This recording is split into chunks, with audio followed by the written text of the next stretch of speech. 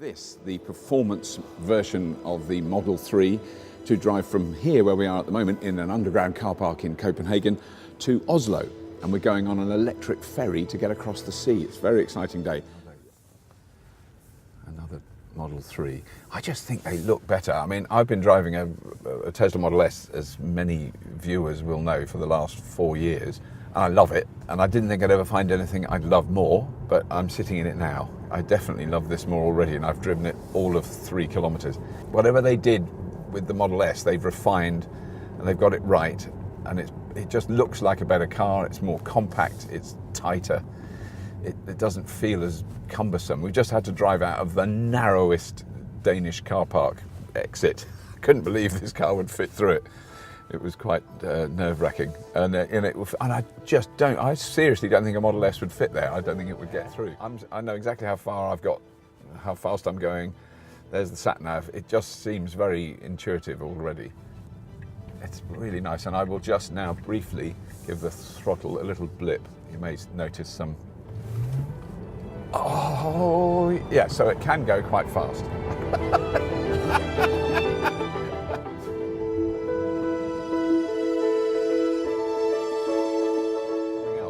The wipers in the Model 3 are better than the wipers in the Model S.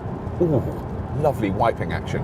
One little thing we should explain, which will explain the slightly unusual camera activity, is that when Stuart and George flew over last night, the bag with all the not the cameras, but all the camera mounting kit went somewhere else. We think it's somewhere between Amsterdam and Oslo at the moment, so we haven't got it. So we're doing handheld shots in the car, which is not something we normally do, which might explain that when I gave it the beans to get on the motorway, everything went a bit wibbly wobbly. This Tesla has CCS, the European version has CCS input up to 150 kilowatts. And that will be the fastest charging we've ever done on fully charged.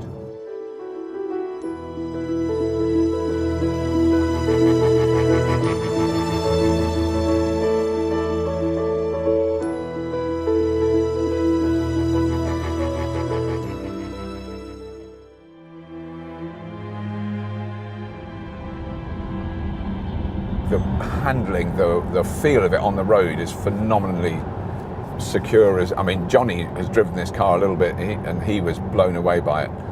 It's very, very smooth and confident. I have autopilot in my Teslę Model S. I'm very used to that. I use it a lot, particularly on long highways such as we're driving on in Sweden at the moment. And I haven't used it in this car yet, and I'm going to try it now. I had to ask how to do it because it's slightly different. On the Model S, there's a little lever down here. Give it a double tap and you get autopilot switching on. With this one, you do one tap. That's now set. That's like cruise control. So that will maintain the speed. I don't take my foot off the accelerator. I don't need that. So there's someone, I'm doing exactly the speed limit, and that big Audi is going slightly faster, just to point that out. The way to engage autopilot on this car is to double tap that. So I go ding ding, now it's on, and immediately the car takes over. So I don't have to do any input of any sort. But same as in the Model S, if you don't touch the steering wheel, which I don't have to do, I can just sit here like that. It's a very straight road, there's nothing in front of us. But eventually, at some point, it will remind me that I should be holding onto the steering wheel. There. So, but what I can see is it's even more refined than in the Model S. There's 12 cameras on this car and 14 ultrasonic sensors and front-facing LiDAR, which is why you don't hit anything in front. So we're coming up behind a truck now, doing 110 kilometers speed limit, and we will slow down in a minute as we approach the truck in a bit. Yeah, now we're slowing down. And so now if I indicate, so I'll have to keep my hand on the wheel, but if I indicate, it does a broken line on the. I've checked that there's nothing coming. It then moves that out. I did nothing to change lanes then. It then accelerates back up to the maximum speed, and you overtake the other vehicles. So it's once you get used to it, it's very intuitive, and you kind of relax. And you do have to concentrate. You do have to have your hands on the wheel, but it removes a sort of top 10% of the tiring stuff of just sitting in a car driving for miles and miles down a road. which is what you do in cars, and it just makes it a lot easier, a lot less stressful.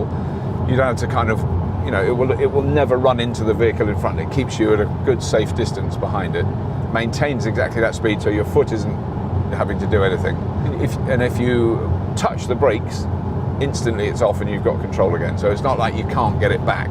You're always in a position where you get it back. And it took me a while to get used to it to start with, but this is just, you can just sense it's more refined, it's more aware of what's going on around it. When we're in heavy traffic, this screen is just full of little cars and trucks and vans, because it can see them behind, in front, to the side. So we're now seeing an image of this truck that we're about to overtake coming up on the screen, as well as I can see it there. But what is amazing, that would disappear at about this point in the Tesla Model S, and I can still see it behind us. There it is. So I know that I can't pull back in until I'm at a safe distance. So now if I indicate back there, the little line gets broken and we steer across to the other line, to the other lane. And then it straightens up in that lane, and the two lines that it's following are solid, and it's perfectly in the center of the lane. It is amazing, that stuff. Well, I mean, this car is built to be fully autonomous, to literally, it drives itself. I still have my doubts about the sense, the need, and the complexity of that task. But I know that, all motor manufacturers are pushing for that sort of fully autonomous capability.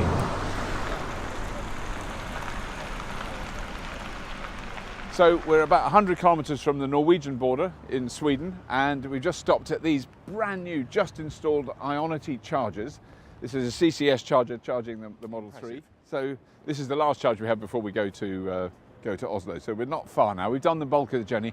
As always with these journeys, it's a bit longer than we thought.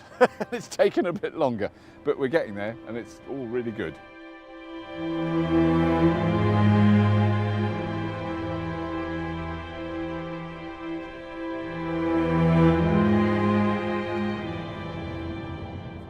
So easy. I got used to it in seconds, not minutes, not hours, seconds. It's there. So when I'm driving along there, I'm looking out the window, what's the speed limit? 110. What am I doing? 104.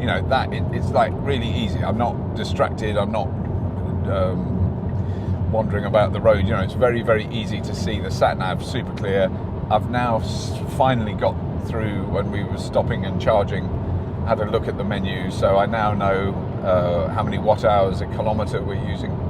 At the moment, we've just left the Ionity rapid chargers, which weren't amazing. They weren't breathtakingly rapid, but they were rapid enough. We're doing 273 watt hours a kilometre. Well, on the last leg, we were doing about 220. Yeah, that's what it'll get down to. It's now gone down to 270, so it's gradually going down now we've got going.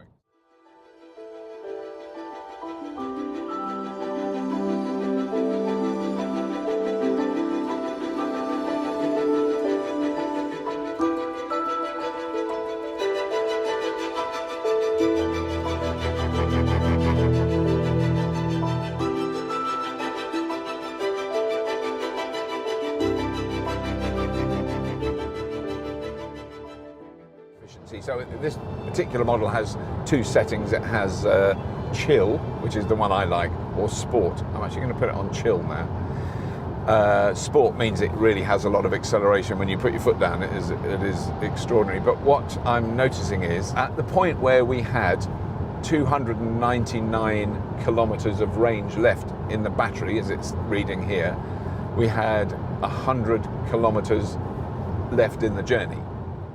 This is just exemplary. It is just brilliantly built. It feels really solid and tight and contained, and the interior much, much better than the Model S, much better finish. Everything fits together really tightly. The doors really work well. Everything about it is just a step up, a real step up. This is my favorite Tesla. I want to hate it, and I can't.